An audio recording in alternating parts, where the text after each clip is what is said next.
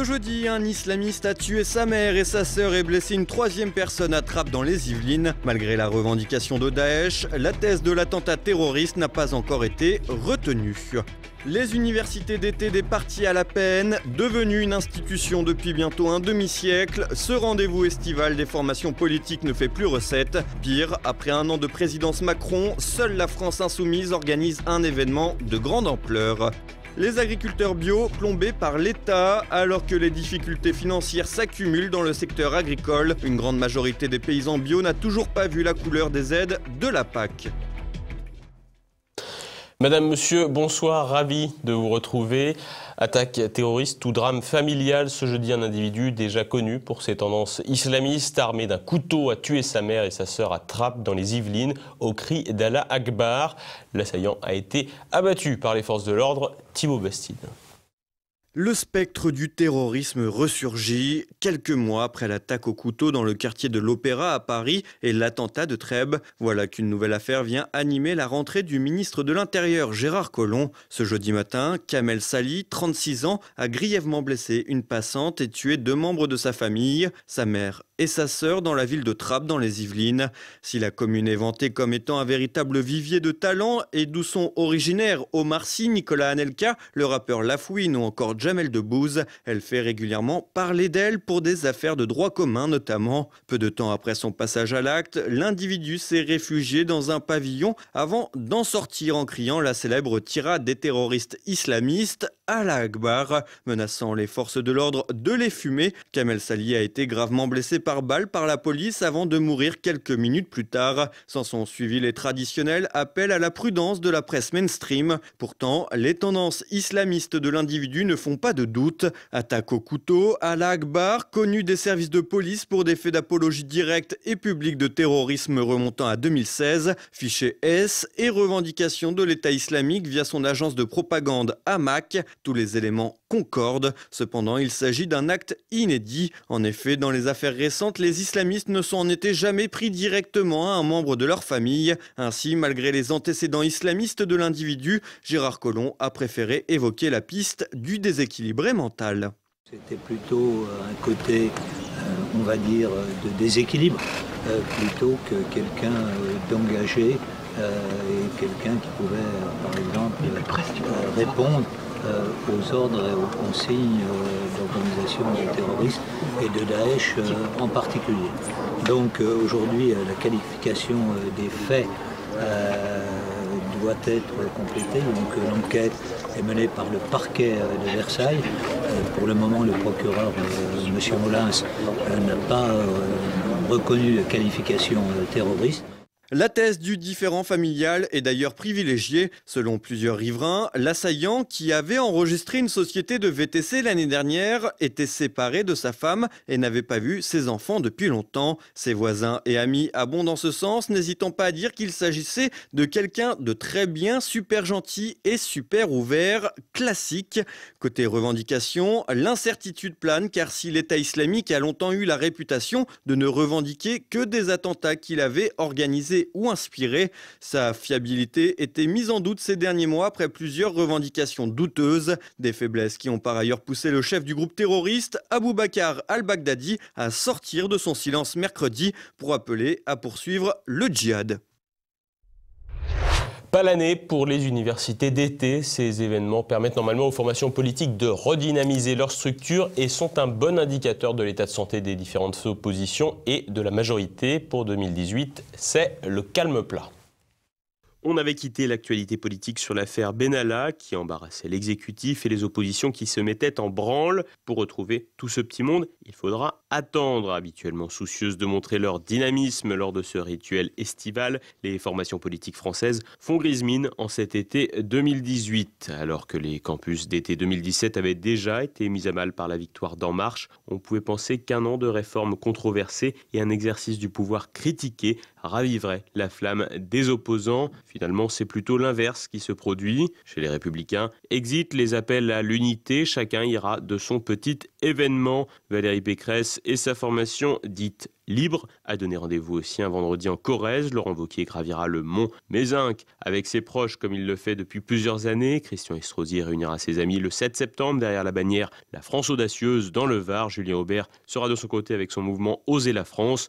Bruno Retailleau, ex-porte-flingue de François Fillon, réunit pour sa part une convention sous le nom de Droite et Liberté. Guillaume Pelletier, ex-MNR, ex-FN, ex-MPF et aujourd'hui Les Républicains fera pour sa part une fête de la Violette le 22 septembre en Sologne. Tiraillé entre une stratégie qui penche à droite et une autre qui penche à gauche, la droite parlementaire est éparpillée façon puzzle en multipliant les noms qui sentent bon le marketing politique. Les différentes têtes d'affiche LR tentent de singer la méthode En Marche sans succès. Au Rassemblement national, les problèmes financiers ont contraint le parti de Marine Le Pen à se convertir au low cost. Suspendu à la décision judiciaire concernant ces 2 millions d'euros d'aides publiques gelées dans le cadre des emplois fictifs au Parlement européen, la formation à la flamme devrait remplacer le champagne par de la clairette de Die à Fréjus les 14 et 15 septembre dans la ville de David Racheline. Le dissident Florian Philippot rassemblera les siens à Forbach en Moselle le 2 septembre. Côté Parti socialiste, on n'a plus d'idées ni d'argent, ce sera donc vache maigre. Adieu La Rochelle et bonjour le séminaire des élus. Pas de militants donc, ni de François Hollande qui s'amuse du suspense autour d'un éventuel retour. Europe Écologie Les Verts et son chef Yannick Jadot tenteront de se servir de leur rendez-vous estival pour se relancer avec comme ambition affichée et démesurée d'atteindre les 15% aux prochaines européennes.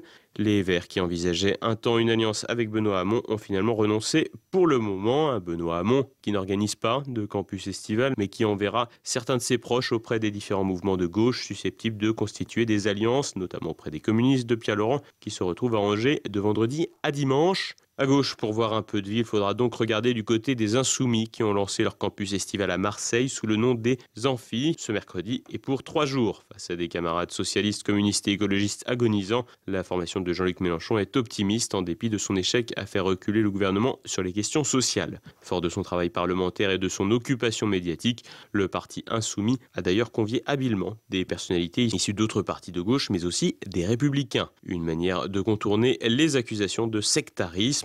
La France Insoumise a d'ailleurs déjà désigné ses 2 chefs de file pour les élections européennes, Manuel Bompard et Charlotte Girard. La majorité macroniste, de son côté, ne fera pas de rentrée officielle. Défaut de structure interne bien claire ou absence de nécessité, les avis sont partagés. Le gouvernement En Marche a en revanche bel et bien fait sa rentrée mercredi et le Premier ministre compensera l'absence d'université d'été de son parti en se rendant à celle du MEDEF fin août. L'allié Bayrou, de son côté, propose une université d'été de supplétifs dans le Morbihan du 21 au 23 septembre. Vous l'aurez compris, hors insoumis, les partis politiques français font leur rentrée au ralenti ou divisée. Une aubaine pour Jean-Luc Mélenchon, mais aussi pour la majorité. Reste que la route vers les élections européennes est encore longue et que chacun aura d'ici là l'occasion de combler son retard ou de tenter d'éventuelles alliances. Mais où sont les aides de la PAC pour les agriculteurs bio face à l'engouement suscité par la politique agricole commune en faveur des conversions à l'agriculture bio? Les exploitants affrontent des retards de versement mettant en péril les exploitations. Thibaut Bastide.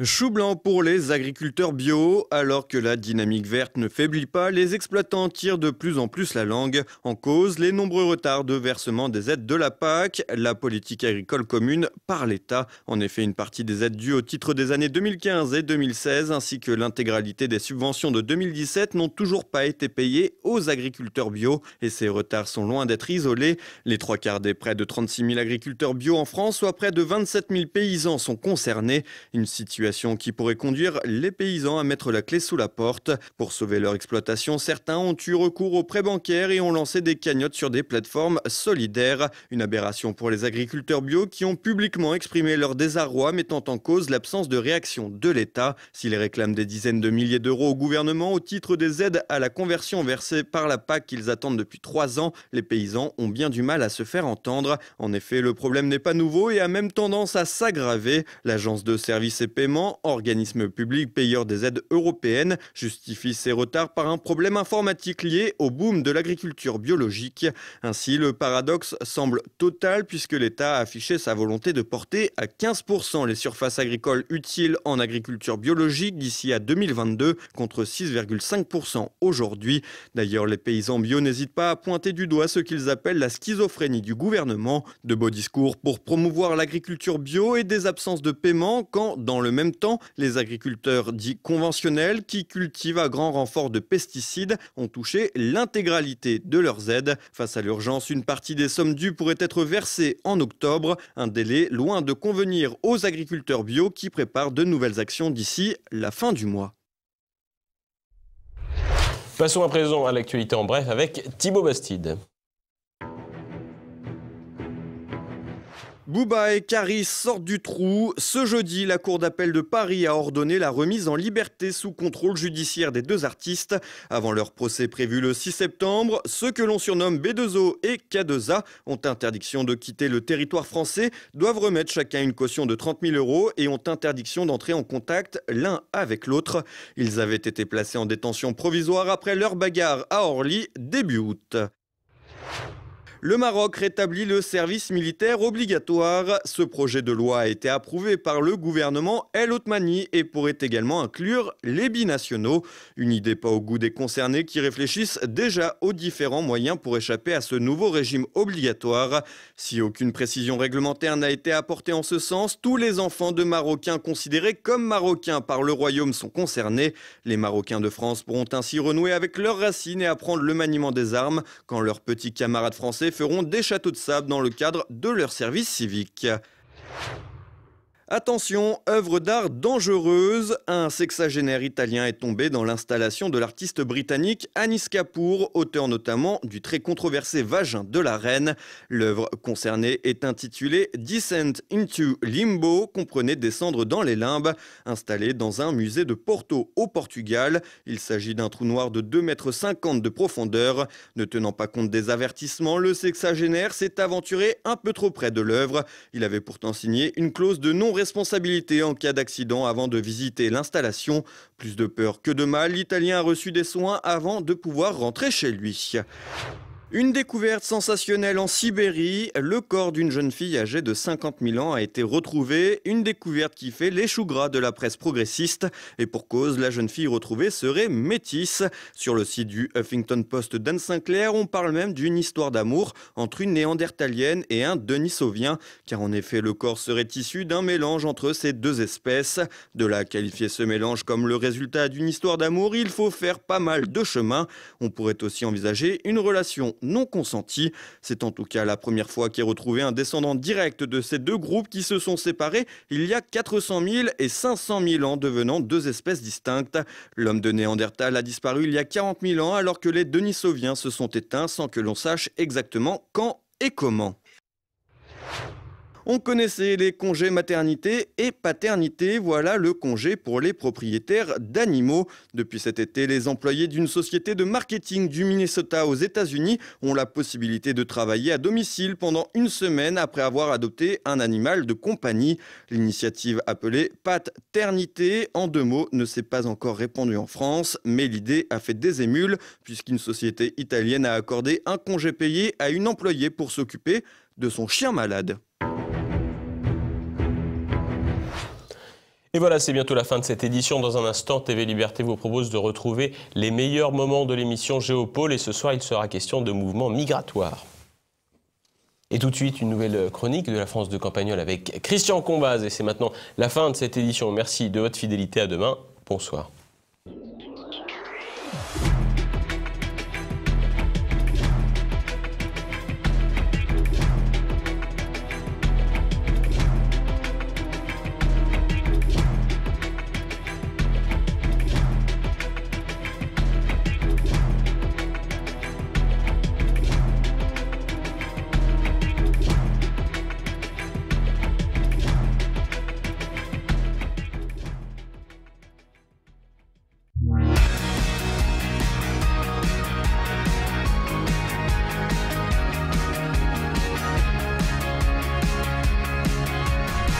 La fameuse limitation à 80 reste un peu abstraite tant qu'on n'en a pas fait l'expérience sur les routes qu'elle concerne, c'est-à-dire principalement les routes de campagne qu'ils appellent sans séparateur.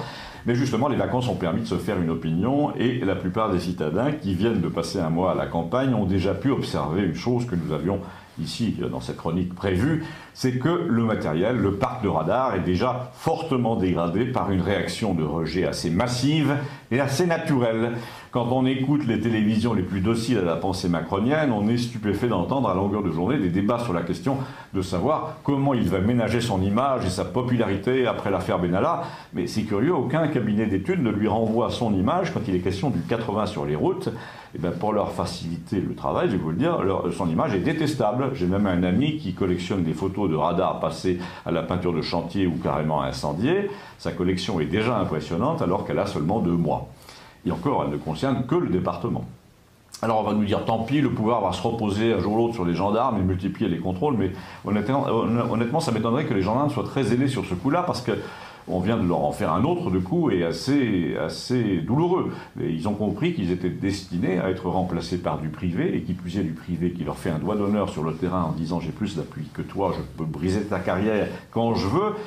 Alors, que reste-t-il au pouvoir pour avoir raison quand même? Il lui reste la ressource de monter une sorte de Stasi. Vous savez, pendant la campagne électorale, ils essayaient de fédérer tout le monde, les jeunes, les vieux, en les appelant référents territoriaux et en les faisant communiquer par SMS. À l'époque, ça leur servait à chauffer les salles des réunions électorales. On envoyait 1000 SMS à la foule d'un coup pour qu'elle hurle « Macron, Macron ». Et bien là, il suffit de réveiller ce système pour inciter les mêmes zombies à la délation. C'est tout simple. Enfin, quand on y réfléchit, c'est quand même pas si simple que ça. Cet été, les gens se sont aperçus de l'absurdité complète du passage du 80 au 90 puis au 80, qui n'est absolument jamais codifié, qui est improvisé, qui tient aucun compte des dangers, de la consommation de carburant, de la vie des gens, du fait aussi que les départements n'ont pas fait changer les panneaux parce que ça coûtait trop cher. La nouvelle limitation peut donc très bien se révéler plus dangereuse que l'ancienne, mais dans sa rage d'avoir raison, le gouvernement est capable de maquiller les chiffres. Donc on ne saura probablement jamais. Alors vous allez me dire, mais c'est n'importe quoi. Vous imaginez le gouvernement en train de cacher les chiffres d'une étude qui n'est pas favorable à cette thèse. Ben oui, justement, tout le monde l'imagine, c'est même là le problème. Et même si c'est pas vrai, on soupçonne que le gouvernement ne joue plus franc jeu sur rien désormais. Tout le monde dit « il ment surtout », alors pourquoi pas ça? C'est le sens de nombreux courriers que j'ai reçus cet été. Personne ne croit plus à la sincérité de ces tartuffes après les commissions d'enquête parlementaires, surtout après le coup du coffre-fort disparu pendant la nuit avec son contenu et sur lequel le parquet a décidé de ne pas enquêter. Je vous le rappelle.